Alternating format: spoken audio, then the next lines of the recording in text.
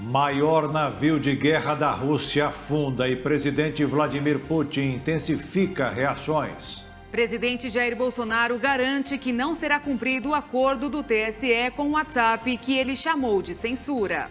Decreto do governo reduz imposto de vários produtos industrializados. Classe média aposta nas compras no atacado para enfrentar a inflação. Motociclistas morrem mais do que os pedestres no trânsito e merecem atenção especial neste feriado prolongado. Casos aumentam e sarampo volta a ser um risco no Brasil. Governo de Xangai usa prédios residenciais para isolar pessoas da Covid. E na Bélgica, o chão de uma floresta é um cartão postal da natureza com flores violetas. A partir de agora, no Jornal das 22.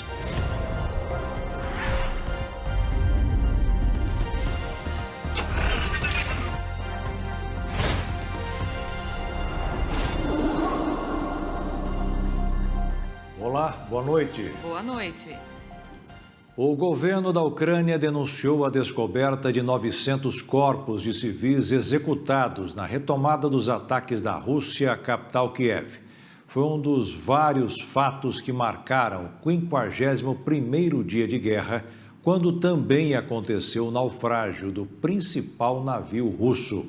Quase 2 semanas após o exército russo ter retirado suas tropas de Kiev e concentrado suas operações no leste da Ucrânia, a Rússia anunciou que retornará de maneira mais intensa os ataques na capital ucraniana.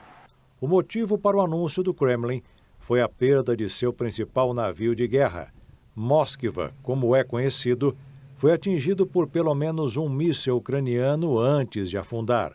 O navio, chamado de assassino de porta-aviões, já havia participado de 3 guerras e estava portando 16 mísseis de alta potência que poderiam atingir alvos a 700 quilômetros de distância.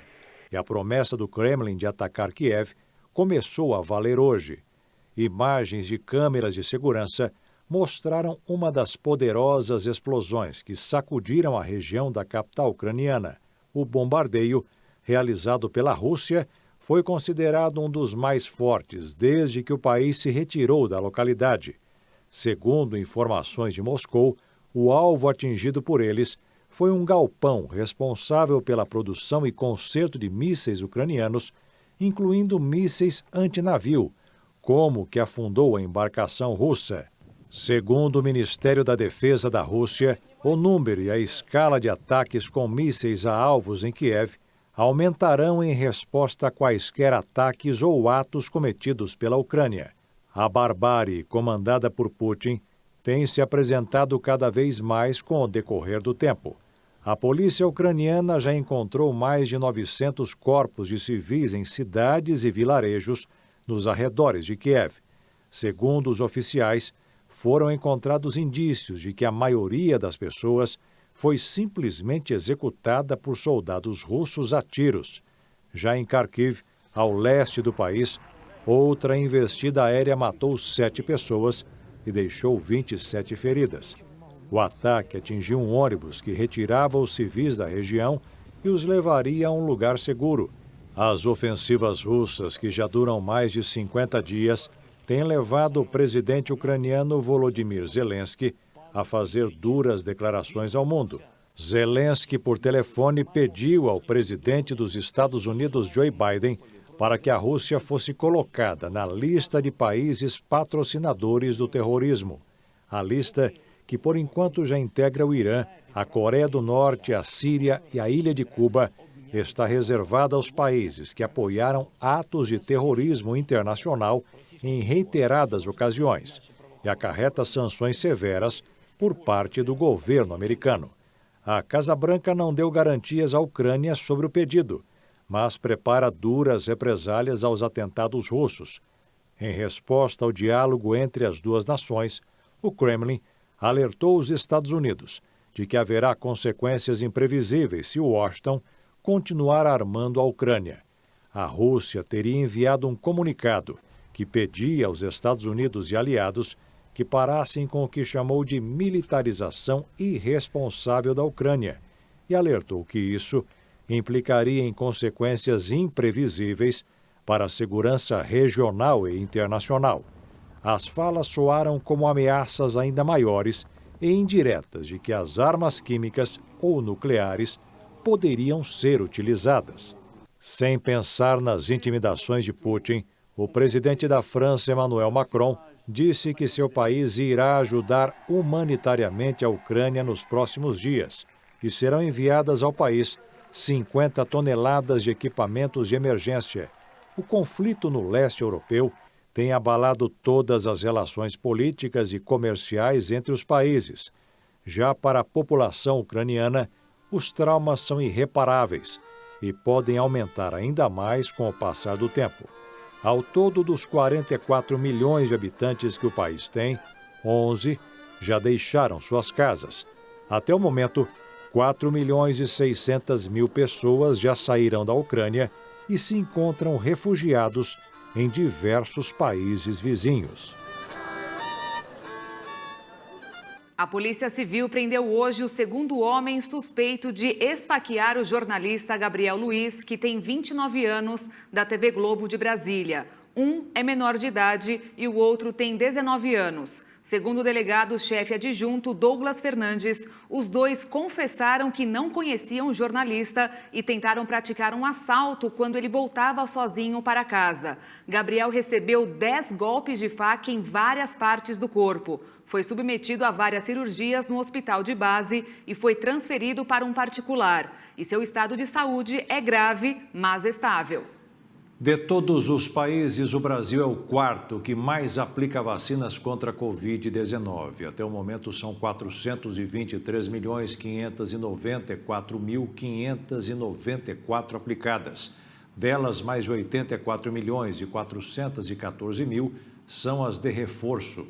E veja a seguir, o presidente Jair Bolsonaro garante que não será cumprido o acordo do TSE com o WhatsApp, que ele classificou como censura. E ainda, motociclistas recebem atenção especial neste feriado, porque são maiores vítimas até do que os pedestres no trânsito.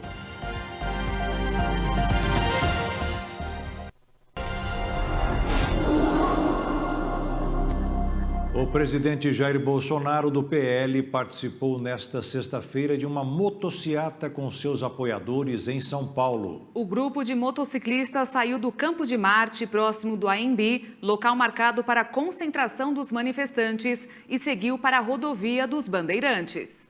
Após a motociata, Bolsonaro, em discurso para apoiadores na cidade de Americana, criticou um acordo que teria sido firmado entre o WhatsApp e o Tribunal Superior Eleitoral. Nesta quinta-feira, o WhatsApp anunciou que está trabalhando em uma ferramenta para pequenas comunidades que permitirá grupos com milhares de pessoas. A plataforma não informou quando o recurso estará disponível no Brasil e, em comunicado, não cita o acordo com o TSE. O presidente afirmou que o acordo não tem validade e que o governo sabe como proceder. O que eu estou percebendo nessa manhã é simplesmente algo inaceitável, inadmissível. O WhatsApp passa a ter uma nova política para o mundo, mas uma especial, restritiva para o Brasil. Isso após um acordo com 3 ministros do Tribunal Superior Eleitoral.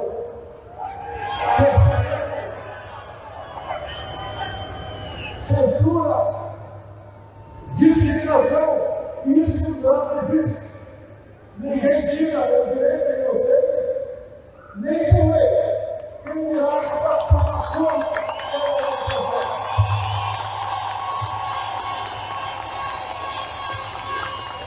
Esse acordo não tem validade.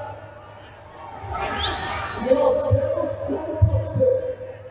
Em fevereiro, o aplicativo fechou um acordo com o tribunal para combater as fake news durante as eleições. E, na ocasião, o WhatsApp se comprometeu a não implementar nenhuma mudança significativa de produto antes das eleições.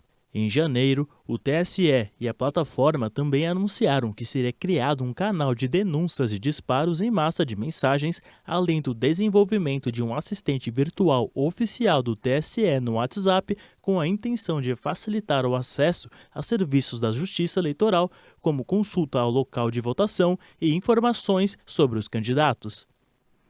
Em nota, o WhatsApp afirmou que o compromisso com o Tribunal Superior Eleitoral permanece o mesmo, como já previamente informado em uma reunião entre o então presidente do TSE, Luiz Roberto Barroso, e o presidente do aplicativo. O WhatsApp reforçou que não fará nenhuma mudança significativa de produto no Brasil antes das eleições desse ano. Já o Tribunal Superior Eleitoral ainda não se manifestou sobre o assunto.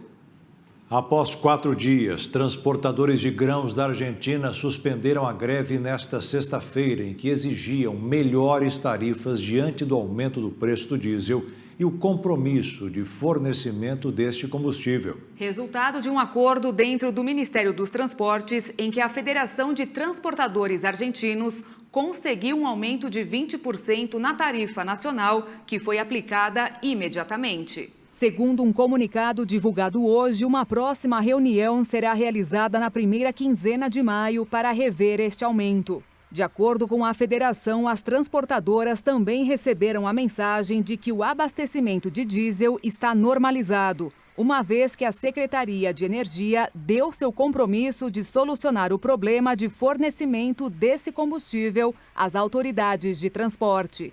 O diesel é amplamente utilizado para transporte de cargas por caminhões e para o funcionamento de maquinaria agrícola em um movimento em que a safra de soja e milho ganha força no país e ao embarque de grãos para os portos.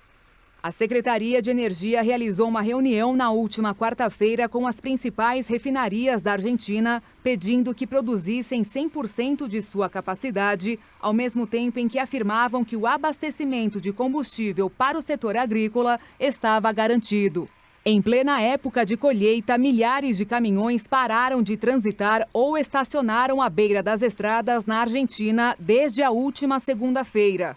O país é o maior exportador mundial de farelo e óleo de soja e um dos principais exportadores de trigo, soja e milho, no valor de cerca de 35 bilhões de dólares em 2021, segundo dados oficiais. A crise eclodiu impulsionada pelo aumento do valor do combustível sob a influência da alta dos preços internacionais após a invasão da Ucrânia pela Rússia. Por dia de paralisação, o prejuízo era de cerca de 100 milhões de dólares e cerca de 200 toneladas deixavam de ser carregadas nos terminais portuários. A Polícia Rodoviária está dando atenção especial aos motociclistas neste feriado prolongado. Os pilotos passaram a ser as principais vítimas do trânsito, à frente dos pedestres. Elas dão mais agilidade e são econômicas. Depois do aumento do preço da gasolina, o número de venda de motos aumentou. Só em São Paulo são cerca de 5 milhões destes veículos. 110 foram comprados só em março. Mas ter uma moto requer um cuidado maior no trânsito. O João Vitor trabalha com entregas por aplicativo e conhece bem os riscos. Ele já presenciou cada situação. Já vi carro batendo, esses dias mesmo eu descendo na 020 ali. O caminhão foi frear, acabou virando, quase pegou um motoqueiro que estava na frente, eu estava mais atrás. O caminhão acabou virando na pista, quase atingiu o motoqueiro, aí a gente parou lá, mas tipo assim, é muito perigoso. O entregador conta que se envolveu recentemente num acidente porque o motorista não deu seta. Na verdade eu tenho que frear para ele entrar no balão, só que ele não deu seta avisando que ia entrar no balão. Aí eu peguei e passei direto, quando eu passei direto ele entrou junto comigo. Aí para não bater no meio do carro dele eu joguei para fora. E acabei colidindo no meio-fio, saí ralando, quebrei o braço. Um levantamento feito pelo Detran aponta que os motociclistas se tornaram as maiores vítimas de acidentes com mortes no trânsito. O dado é referente a estados como São Paulo e Rio de Janeiro, além do Distrito Federal. Só em Brasília, no ano passado, foram 59 acidentes com óbito. E neste ano, até março, 17 pilotos perderam a vida. Para conscientizar os condutores, campanhas estão sendo feitas. Os dados estatísticos demonstram que os dois principais atores no trânsito que sofrem acidentes, que vêm a óbito, é o pedestre e o ciclista. Então é importante realmente que a gente possa manter ações de fiscalização, de educação para o trânsito, de engenharia, nesses pontos focais e assim a gente conseguir reduzir os acidentes de trânsito e ter um trânsito mais seguro. No dia 29 de março, um jovem de 25 anos morreu depois de bater com a moto contra um carro, numa área nobre de Brasília. A frente do veículo ficou destruída. Em 24 de março, outra vítima. Um motociclista se envolveu num acidente com um caminhão na DF-290, que liga o Distrito Federal até cidades do interior de Goiás. Ele teve fraturas expostas e ferimentos no tórax. O mais importante é que o motociclista respeite as normas de trânsito. Ele está conduzindo um veículo, por isso ele precisa obedecer às regras de circulação. E com relação aos demais condutores, saber que o espaço público, a área, o local de trânsito, as faixas de rolamento são locais de compartilhamento onde todos devem respeitar uns aos outros e as normas e assim a gente não ter risco de acidente de trânsito. Durante o feriado prolongado, o Detran deve contar com o apoio da Polícia Rodoviária Federal para fiscalizar a imprudência no trânsito. Além dos motoristas, os pilotos também estão na mira dos agentes.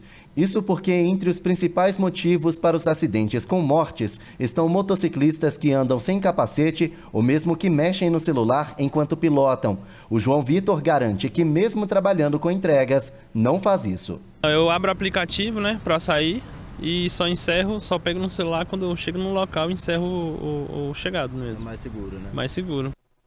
E veja a seguir, a classe média volta às compras no atacado para enfrentar a inflação. E ainda, governo de Xangai está usando prédios residenciais para isolar pessoas da Covid.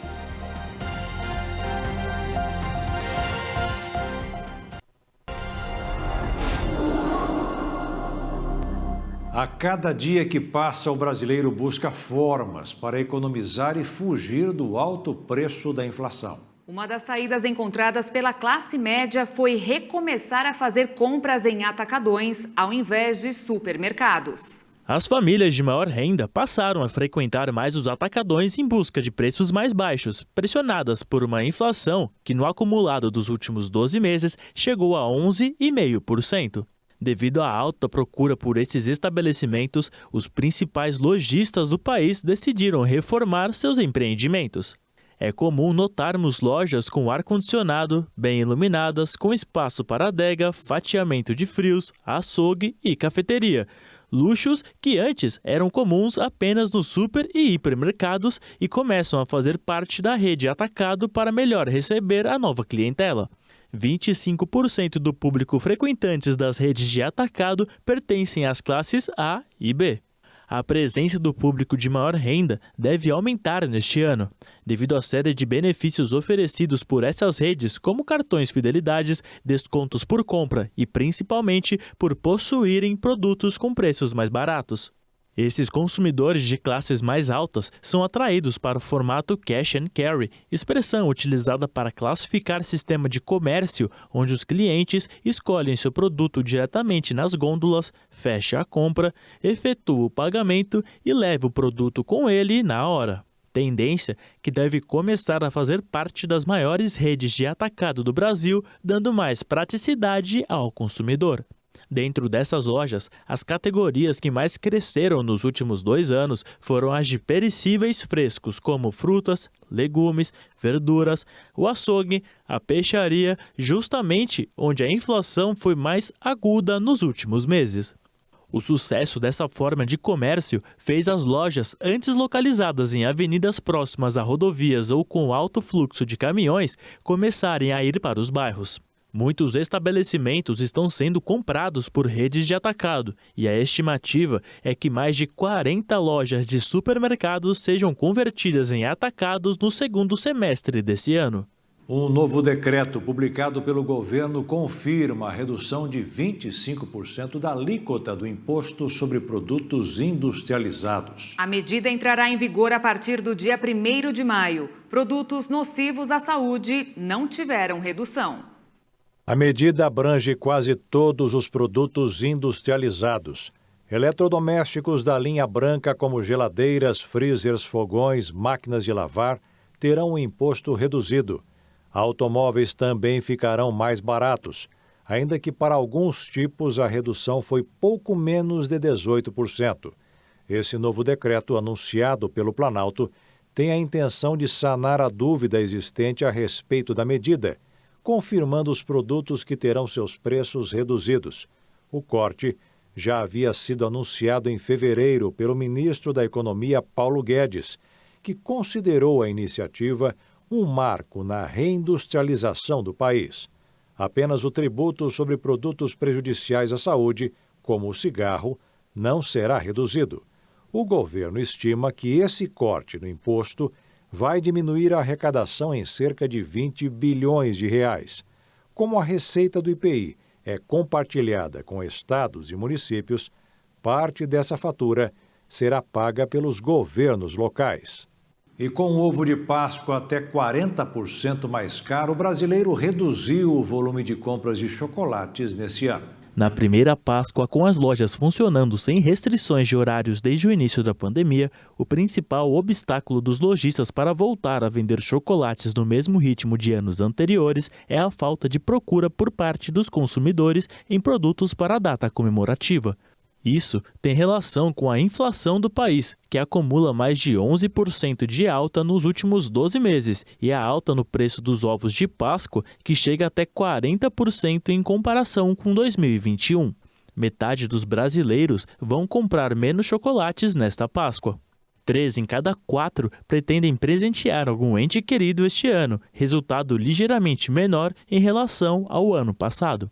Comprar menos chocolates é a saída para não deixar de consumir o produto ícone da data em meio à alta da inflação. Mas dados indicam que mais de 70% dos consumidores se manterão fiéis à marca de chocolate que compraram no ano passado. A pequena parcela que preferiu trocar foi influenciada pelo preço e pela maior diversidade de produtos.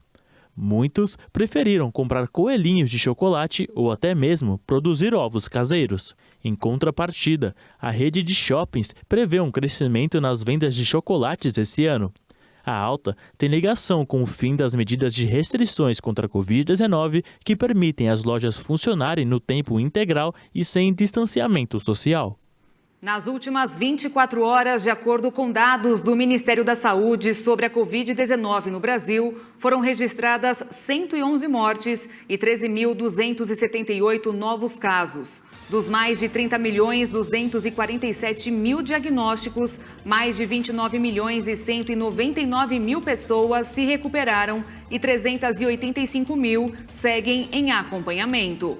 Após um novo surto de Covid desde o dia 28 de março, Xangai tem passado por um rígido lockdown. Quase toda a população está confinada e agora as autoridades estão convertendo prédios residenciais em centros de quarentena para abrigar pessoas com resultado positivo para a Covid-19, o que tem gerado revolta dos mais de 25 milhões de habitantes. Enquanto o mundo tem flexibilizado cada vez mais os protocolos de prevenção da Covid, Xangai está lutando contra o pior surto da doença da China desde que o vírus surgiu pela primeira vez em Wuhan no final de 2019. Para tentar conter o crescimento de infecções com fortes restrições, como imposição de lockdown e fechamento de mercados e restaurantes, as medidas, no entanto, não estão sendo aceitas por todos. Além do governo local estar com dificuldades para reabastecer os estoques de alimentos, a revolta mais recente é com a conversão de condomínios residenciais em centros de quarentena. Circula nas redes sociais um vídeo em que moradores se recusam a deixar o local. Eles entram em confronto com policiais vestidos com trajes brancos de proteção. Apesar de algumas restrições terem sido parcialmente aliviadas em certas áreas da cidade esta semana, com a autorização de algumas pessoas a saírem de casa, ainda havia confusão sobre a liberdade de circulação, com muitos aguardando permissão de seus comitês residenciais.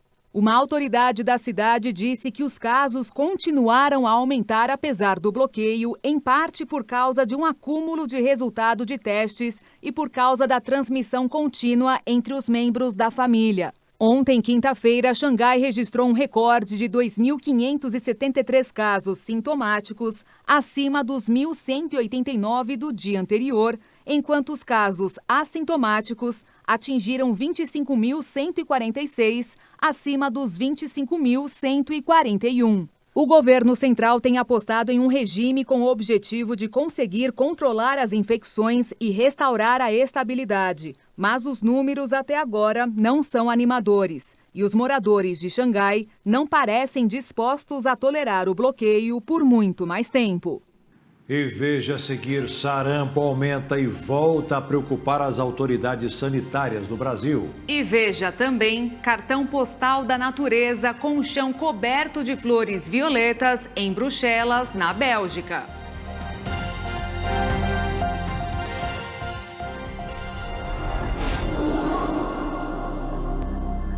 Com alta taxa de transmissão, o sarampo volta a ser risco no Brasil. São Paulo confirmou o segundo caso da doença e outras 25 pessoas estão em observação no estado. Na capital paulista, a campanha de vacinação, que começou no último dia 4, pretende alcançar crianças e adultos.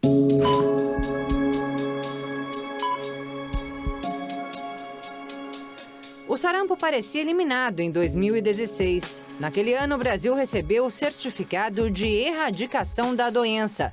Só que em 2018, novos casos surgiram e no ano passado, 2 mortes foram causadas por sarampo, ambas no Amapá. As vítimas eram 2 bebês, de 4 e 7 meses. Nenhum deles tinha sido imunizado. A vacina tríplice viral é a única arma contra o sarampo e talvez justamente a baixa adesão a ela é que teria provocado o retorno dos casos ao país. No ano passado, apenas 60,7% do público-alvo tomaram a vacina, segundo dados do DataSUS, do Ministério da Saúde.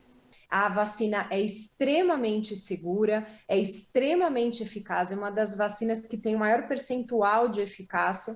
Então, não justifica as pessoas estarem atrasadas ou não estarem vacinadas para sarampo, cachumba, rubéola. Há poucos dias, a campanha de vacinação contra a doença começou em várias partes do Brasil, inclusive aqui na capital paulista. É importante destacar que 2 doses da vacina garantem imunização para o resto da vida. É o caso das crianças que passaram dos 5 anos de idade e adultos que sabem que foram vacinados na infância. Agora, aqueles jovens de até 29 anos que perderam a carteira de vacinação e geralmente por isso não sabem se estão imunizados, devem tomar 2 doses da tríplice viral. Quem nasceu antes de 1960 só precisa de 1 dose, porque teria sido exposto ao vírus na infância. Já as crianças de 6 meses a menores de 5 anos, mesmo que já tenham recebido as 2 doses da vacina, precisam voltar a uma unidade básica de saúde para tomar mais uma dose. Agora, na campanha, nós estamos fazendo uma vacinação que a gente chama indiscriminada. Ou seja, a criança vai no posto, ela vai tomar a vacina, independente da situação vacinal, porque a gente está querendo evitar a circulação do vírus na sociedade. No adulto é diferente, nós estamos fazendo uma vacinação seletiva, que é o quê? Atualizar o esquema de vacina que ele tem. Assim que soube da campanha, a dona Lourdes correu ao posto de saúde para imunizar a bisneta, de 3 anos. Como eu vi na televisão que na idade dela tem que tomar, eu trouxe ela para tomar. Já a Clésia não sabia que tinha que vacinar a filha da mesma idade. Estou sabendo agora, né? Eu vou ter que já vir amanhã preparada. A vendedora conta que conhece muito bem a doença, considerada grave. Pode até matar, né? Inclusive, quando eu era bebê, eu tive. Quando eu era criança, né? Quando eu era bebezinha lá no Nordeste. Lá é mais fácil de pegar. Então, lá eu já tive. Tem até as marquinhas no meu corpo ainda, que ficou cheio de ferida. Você não vai querer isso para sua filha, né? Não, não, jamais. E ainda por cima de graça, né? Pois é, basta ir a um posto de vacinação para evitar qualquer risco. O sarampo é uma doença infecto-contagiosa, é ocasionada por um vírus, portanto, e é uma das principais doenças aí que podem levar à mortalidade aí nas nossas crianças. O sintoma mais comum é a vermelhidão na pele, chamada pelos médicos de erupção cutânea. Depois vem a febre, dor de cabeça, mal-estar, inflamação das vias respiratórias e conjuntivite. A grande gravidade não é só pela doença, mas também com as complicações que ela pode trazer, tanto pelo vírus, ocasionando até uma pneumonia viral, as crianças precisarem de uma internação por uma gravidade, mas também por o que a gente fala, infecções secundárias, porque é um vírus que debilita o sistema imune das pessoas. Então, ele deixa o terreno propenso para que outros agentes infecciosos possam ocasionar infecção. A doença é altamente transmissível. Um único infectado passa sarampo para outras 18 pessoas por meio de gotículas expelidas pela tosse, espirro, fala e até respiração. E não há um tratamento específico para a doença. Quando a gente tem uma infecção por uma bactéria, a gente tem antibióticos. Eventualmente também uma infecção por vírus e influenza, a gente tem um antiviral próprio para ele. Mas o do sarampo não existe. Então, nós fazemos medidas de minimizar os impactos da lesão, né, que esse vírus está ocasionando. Então, é tratamento mesmo sintomático, anti-inflamatório, enfim. Com o retorno do sarampo, a preocupação dos especialistas agora é a volta de outras doenças também graves. Nós estamos muito preocupados com várias outras doenças. Como eu já citei, a poliomielite é um risco iminente de reintrodução no nosso país. A gente sabe que a poliomielite pode levar à paralisia infantil, né? E existe vacina para prevenir isso. Então, é muito importante essa atualização para vários agentes, porque é uma preocupação latente nossa desse descontrole de alguns agentes infecciosos e reintrodução de outros extremamente graves e que podem ser letais. A médica explica ainda que a única vacina que exige um espaçamento de 15 dias é a contra a Covid-19. Todas as outras podem ser tomadas na mesma data. A vacinação é aquele seguro que a gente faz para ter uma qualidade de vida. Por isso, não deixem de se vacinar e vacinar os seus filhos. O número de mortes registradas na África do Sul após as fortes chuvas que atingiram o país no início da semana chega a 395, de acordo com o balanço divulgado nesta sexta. Mais de 41 mil pessoas foram afetadas. Sem fornecer informações sobre o número de desaparecidos, equipes de resgate afirmam que há pouca esperança de encontrar sobreviventes. Autoridades descrevem este cenário como um dos piores da história do país. O país está em estado de alerta, uma vez que previsões meteorológicas apontam para tempestade e risco de novas inundações no fim de semana de Páscoa. O índice pluviométrico atingido no último fim de semana foi o maior em pelo menos 6 décadas no país.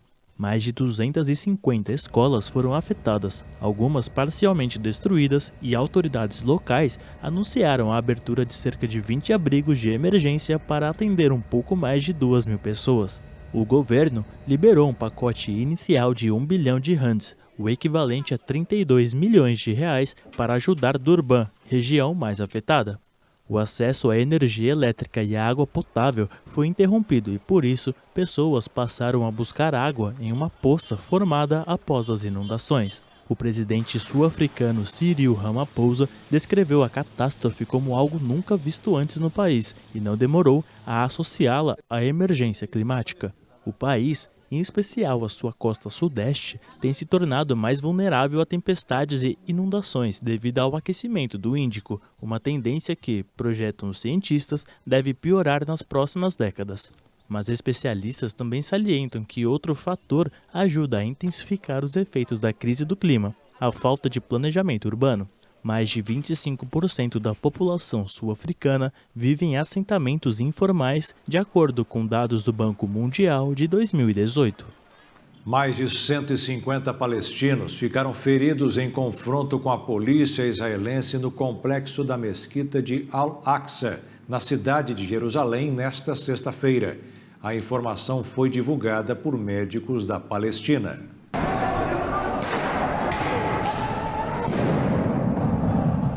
A polícia israelense afirma que os agentes de segurança reagiram após serem atacados com fogos de artifício, pedras e outros objetos.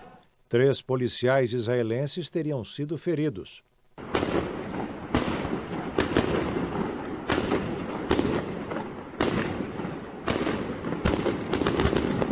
O local em que se encontra Al-Aqsa é sagrado para muçulmanos, judeus e cristãos e uma das áreas mais disputadas do mundo. O caso levanta temores de um novo surto de violência nos territórios palestinos. Segundo uma ONG de defesa dos prisioneiros palestinos, cerca de 400 pessoas foram presas. Os distúrbios começaram nesta sexta-feira, quando vários palestinos atiraram pedras e as forças de segurança israelenses responderam com balas de borracha e bombas de efeito moral. Esses confrontos na esplanada são os primeiros a serem registrados este ano durante o mês do Ramadã, um período de jejum e oração em que os palestinos muçulmanos rezam na mesquita de Al-Aqsa, o terceiro lugar sagrado para o Islã. O ministro da Segurança Pública israelense, Omer Bar-Lev, disse que não tem interesse em que o monte do templo se torne um centro de violência. Isso prejudicaria tanto os muçulmanos de lá quanto os judeus no Muro das Lamentações. Os conflitos no coração de Jerusalém, que coincidem este ano com o início da Páscoa judaica, ocorrem após semanas de tensão em Israel e na Cisjordânia, território ocupado desde 1967 por Israel. Desde 22 de março, Israel sofreu 4 ataques que deixaram 14 mortos. 2 deles foram reivindicados pela organização jihadista Estado Islâmico e outros 2 foram perpetrados por palestinos. Do lado palestino, houve 22 mortes, incluindo os agressores. O derramamento de cerca de 12 mil barris de petróleo na costa do Peru no dia 15 de janeiro por uma refinaria atingiu mais de 1.400 hectares de mar e terra, além de 500 hectares de reservas de fauna marinha, todos em áreas naturais protegidas. Efeitos ambientais que impactaram de forma incalculável as comunidades locais. 3 meses após o desastre ecológico, centenas de pescadores ainda não podem trabalhar e o navio italiano envolvido continua impedido de zarpar. Há 3 meses, 12 mil barris de petróleo bruto eram derramados no Peru. O navio é de propriedade da petroleira espanhola Repsol, que atribui o incidente às ondas provocadas pela erupção vulcânica em Tonga. Desde então, milhares de pescadores tiveram seus rendimentos afetados e ficaram sem emprego devido à contaminação da área. Não estava nos nossos planos passar esta Semana Santa tristes por todos os irmãos paralisados em nossa atividade. Nesta área aqui, as pessoas vinham e pescavam peixes frescos. O impacto do derramamento provocou também o fechamento de restaurantes de peixes e mariscos, deixando dezenas de pessoas do ramo sem rendimentos.